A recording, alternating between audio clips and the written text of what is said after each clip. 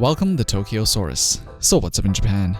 Well, I didn't come across this on a Japanese source, but actually from Game Informer's latest slew of interviews they've been doing with Game Freak, who are the makers of all the main Pokemon games. So, in one of the section of their humongous interview, they were talking about Game Freak's involvement in the creation of the anime that started airing way back in 1997 in Japan and 1998 in North America. And it turns out the decision to make Pokemon say their own names wasn't actually their call. It was originally suggested by OLM Inc., who was the studio behind all the Pokemon anime and movies, as well as many other popular kids anime like Yokai Watch, some of the newer Beyblade, and more. While producing the anime, Pikachu was starting to catch on as a favorite in the gaming community without any sort of branding to help it out, and if you ever saw the covers of the original red and green versions, there's not a single Pikachu on it, while by the time blue and red version made it to North America, Pikachu was on the back cover as they've already chosen Pikachu as Ash's partner in the anime.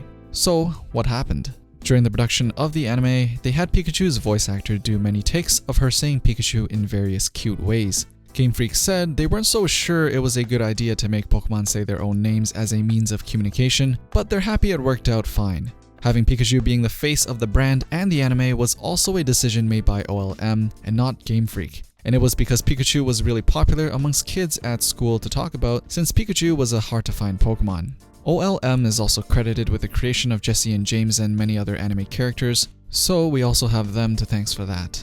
What's interesting is that in the games they only had shrieks and screams, and even now it remains to be shrieks and screams rather than Pokemon saying their own name, with the exception of, I believe, Pikachu. I guess Game Freak is still not completely sold on the idea of Pokemon being able to pronounce specific syllables that would form a word and not any other syllables. But I guess as an anime that was made for a younger demographic, what other way can you have your audience learn all the names of these Pokemon without having them repeat their own names over and over again? In an earlier interview, game producer Junichi Masuda actually said when we first started, we were really restricted by the hardware, but nowadays, that's not the case. For example, in the games, we have Pikachu saying its own name just like it does in the anime, but what we do with our games is really consider what the purpose of the Pokemon's cry is. We consider what type of creature it is, its habitat, how it lives. All these kinds of things help to decide what style of cry it might have, based on all of that information.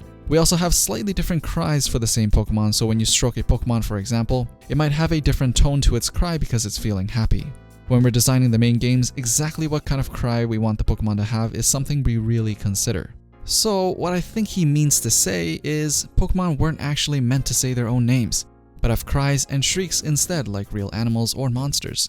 But in the anime, it's reversed because Pokemon are named after what they say. So somewhere, sometime, a long time ago, the first ever of its kind had the privilege to name their species whatever the heck they wanted to. And one of them decided to go with Bidoof. And somewhere, sometime, a long time ago, the first ever Charizard was just like, I'm just gonna stick with the ways of Game Freak, and decides to not use his name like everyone else. The reason for some of these Pokemon not using their own names is unknown and probably will forever remain that way, till we get another hardcore interview with Game Freak or even OLM. But for now, at least we have one question answered.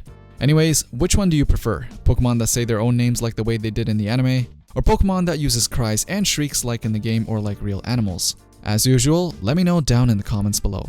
Thumbs up the video if you liked it, and don't forget to subscribe and turn on notifications for Tokyosaurus for the latest things people are talking about in Japan. Thanks for watching, and I'll see you guys in the next one.